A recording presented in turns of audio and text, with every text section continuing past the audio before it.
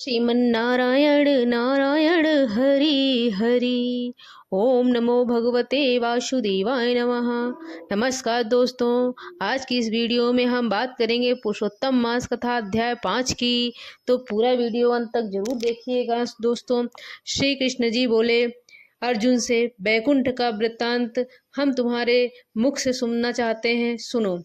मलमास के मूर्छित हो जाने पर हर के नेत्र के संकेत पाकर गरुण मूर्छित मलमास को अपने पंखों से पंख करने लगते हैं, उनको हवा करने लगते हैं। हवा लगने पर अधिमास उठकर फिर से बोलते हैं कि हे स्वामी, हे अंतर्यामी, यह मुझको नहीं रुचता है। अधिमास बोला, हे जगत के उत्पन्न करने वाले, हे विष्णु, हे सभी की रक्षा करने वाले, मुझे शरण आए कि आज कैसी उपेक्षा कर रहे हैं। इस प्रकार कहकर वह कांपते कांपते बोलते बोलते पल पल वह विलाप करने लगा। अधिमास से बैकुंठ में रहने वाले ऋषिकेश हरि बोले, श्री विष्णु बोले, उठो उठो उठो, तुम्हारा कल्याण है वत्स, विषाद मत करो, रो मत, मैं तुम्हारे दुखों को जरूर दूर करूंगा। ऐसा कहकर प्रभु मन को सोचकर क्षण भर उपाय निश्चित करके पुनः अधिमास मधुसूदन से बोले। श्री विष्णु बोले, हे वत्स, योगियों को भी जो दुर्लभ गोलोक है, मैं वहां तुमको गोलोक लेकर चलता हूँ।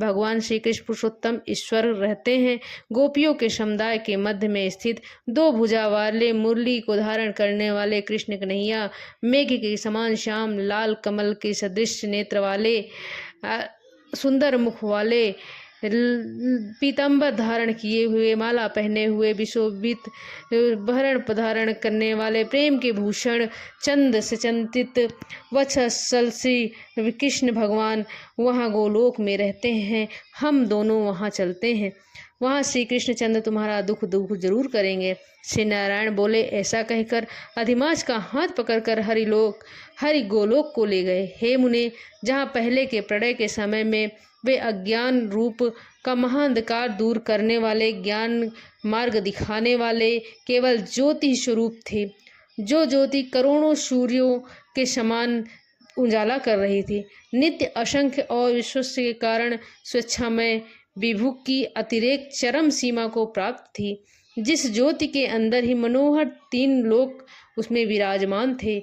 हे मुनि, उसके ऊपर अविनाशी ब्रह्मा की तरह गोलोक में विराजित 3 करोड़ योजन का चौतरफा जिसका विस्तार है, जिसका लहलाता हुआ साक्षात मूर्तिमान तेज का स्वरूप है, जिसकी भूमि रत्नमय है, योगियों द्वारा स्वप्न में भी जो अदृश्य है, परंतु जो विष्णु के भक्तों को गम्य और दृश्य है, ईश्वर ने योग द्वारा जिसे धारण कर रखा है, ऐसा उत्तम लोक अंतरिक्ष में ही स्थिर है। आदि व्याधि बुढ़ापा मृत्यु शेष रत्नों से शोभित, असंख्य मकानों से शोभित उस गोलोक के नीचे 50 करोड़ योजन के विस्तार के भीतर दाहिने वैकुंठ और बाएं उसी के समान मनोहर शिवलोक स्थित है। 1 करोड़ योजन विस्तार के मंडल का वैकुंठ शोभित है। वहाँ शीतम सुंदर पीताम्बरधारी विष्णु भगवान रहते हैं। उस वैकुंठ के रहने वाले शंख चक्र गदा पद्म धारण करने वाले लक्ष्मी के सहित चतुर्भुज, उस वैकुंठ में रहने वाले स्त्रियां करधनी धारण की हैं, नूपुर बजती हैं, घुंघरू पहने हुई हैं, सब लक्ष्मी माँ के समान रूपवती हैं। गोलोक के बाएं तरफ से जो शिवलोक है, उसका करोड़ योजन विस्तार है और वह प्रलय शून्य है, सृष्टि में पार्षदों से युक्त रहता है। बड़े भाग्यवान शंकर के गण जहाँ निवास करते हैं। शिवलोक में रहने वाले सब लोग सर्वज्ञ भस्म धारण किए, नाग यज्ञोपवीत पहने रहते हैं।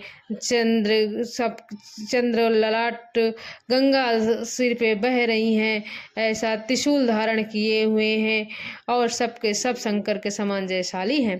गोलोक के अंदर अति सुंदर एक ज्योति है, ज्योति परम आनंद को देने वाली है और बराबर परमानंद के कारण योगी लोग बराबर योग द्वारा ज्ञान चक्षु मतलब ज्ञान प्राप्त करते हैं। उस ज्योति के अंदर अत्यंत सुंदर एक रूप है, जो कि नील कमल के पत्तों के समान श्याम अर्थात सांवला है, लाल कमल के समान नेत्र वाले, करोड़ों शरद पूर्णिमा के समान चंद्र समान शोभायमान मुख वाले, करोड़ों देवता कामदेव के समान सौंदर्य की लीला का सुंदर धाम दो भुजा वाले मुरली हाथ में लिए मंदहास युक्त पीताम्बर धारण किए हुए उत्तम रत्नों से जड़ित चमचमाते हुए सिंहासन पर विराजमान है, वही श्री कृष्ण नाम वाले पूर्ण पर ब्रह्मा हैं। अपनी इच्छा से ही संसार को नचाने वाले, सबके कष्ट को हरने वाले, चंद्रों की शोभा से संयुक्त भक्तों के ऊपर दया करने वाले, शांत स्वरूप, रास के स्वामी, मंगल स्वरूप, समस्त मंगलों के मंगल, परमानंद के राजा, सत्य रूप, कभी भी न नाश होने वाले, विकार रहित, समस्त सिद्धों को स्वामी, संपूर्ण सिद्धि के स्वरूप, गुण रहित, नित्य शरीर आदि पुरुष, अद्वितीय शांत स्वरूप, भक्तों की शांति देने में परायण, ऐसे परमात्मा के स्वरूप को शांत प्रिय, शांत और विष्णु भक्त हैं वे ध्यान करते हैं। इस प्रकार स्वरूप वाले भगवान कहे जाने वाले वही एक आनंद कंद श्री कृष्ण भगवान जी हैं। श्री नारायण विष्णु भगवान बोले, ऐसा कहकर भगवान विष्णु अधिमास को साथ शीघ्र लेकर पर ब्रह्म युक्त गोलोक में पहुँचे।